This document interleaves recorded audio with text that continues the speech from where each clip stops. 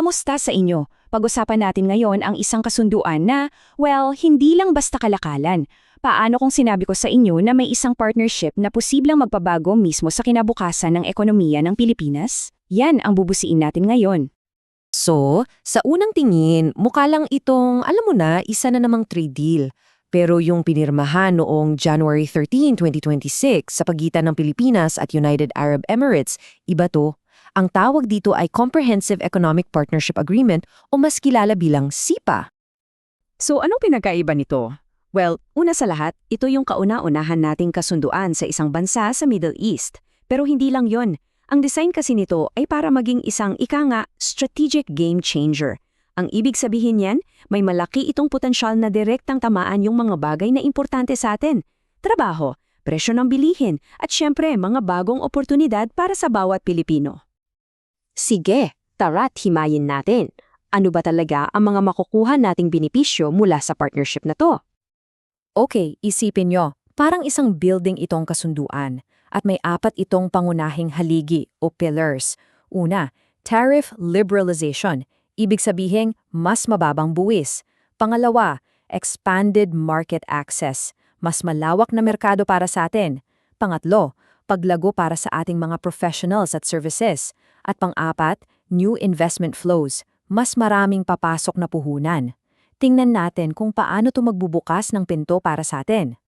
Unahin na natin yung numero na yan, 95%, grabe diba? Isipin mo, halos lahat, 75% ng mga produktong Pilipino na dinadala natin sa UAE magkakaroon na ng mas mababa o kaya naman zero na talagang buwis. Sobrang laking tulong yan, lalo na para sa mga negosyante natin.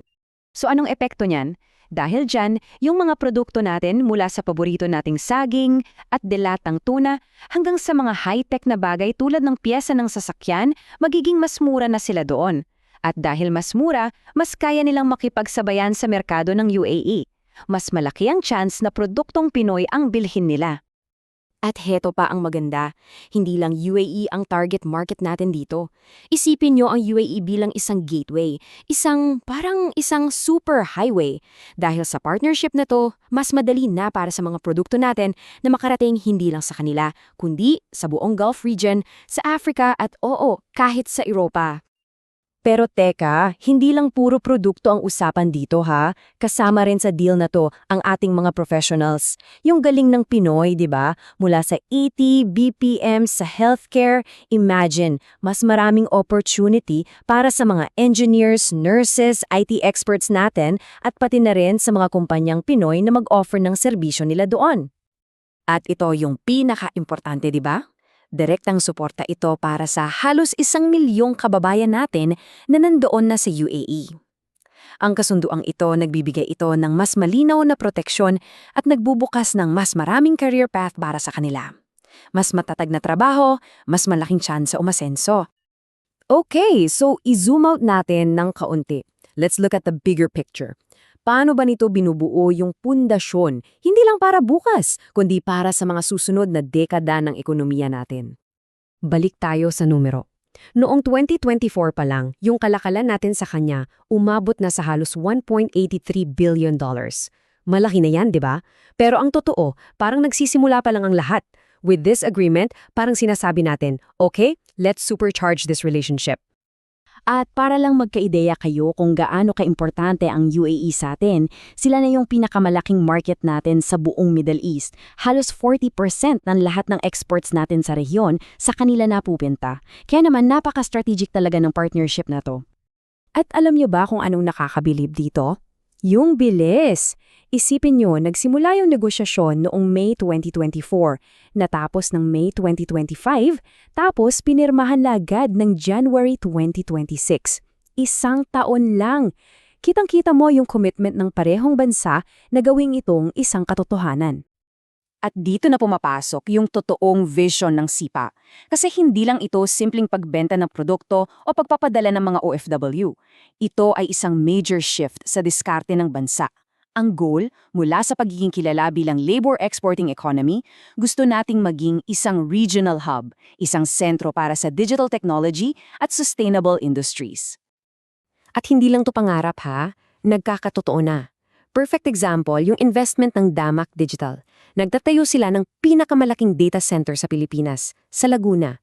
Part yan ng isang $3 billion investment. Yan yung mga klase ng puhunan na magbubukas ng maraming high-tech na trabaho dito mismo sa atin.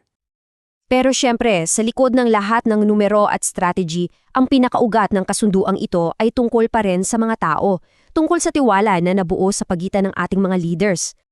Ayan, sabi nga ni Ferdinand Ferrer ng PCCI, para sa business community, lalo na sa ating mga small and medium-sized enterprises or SMEs, itong CEPA parang binigyan sila ng isang bagong platform para lumago, hindi lang sa UAE kundi sa buong Middle East at higit pa. At sinuportahan naman yan ng gobyerno. Ayon kay Executive Secretary Ralph Recto, para sa bawat Pilipino, ang ibig sabihin nito ay mas maraming dekalidad na trabaho, mas abot kayang bilihin, at mas maraming oportunidad para sa ating mga negosyo at professional. Yan yung aabangan nating lahat. So, okay, napirmahan na. Ano na ang kasunod? Ano yung mga kailangang gawin para yung lahat ng pinag-usapan natin ay maging isang katotohanan? Well, hindi to mangyayari agad-agad ha. May proseso yan. Kailangan muna itong i-ratify o aprobahan ng parehong gobyerno. Tapos ilalabas yung mga listahan ng taripa, gagawan yung mga implementing rules, medyo technical. Pero ang punto, ito ay isang maingat na proseso para masigurong lahat ng benepisyo ay mararamdaman natin ng paunti-unti pero epektibo. Kaya sa huli, ano ba talaga itong kasunduan? Isipin nyo na lang na isa itong blueprint. Isang plano para sa isang mas moderno, mas matatag at talagang nakatingin sa hinaharap na ekonomiya para sa Pilipinas, mula sa pagiging labor exporter papunta sa pagiging isang digital hub. Dahil sa pagkokonekta nito ng kalakalan, teknolohiya at strategic investments, nilalagay ng CEPA ang Pilipinas sa isang mas magandang posisyon para makipagsabayan sa buong mundo.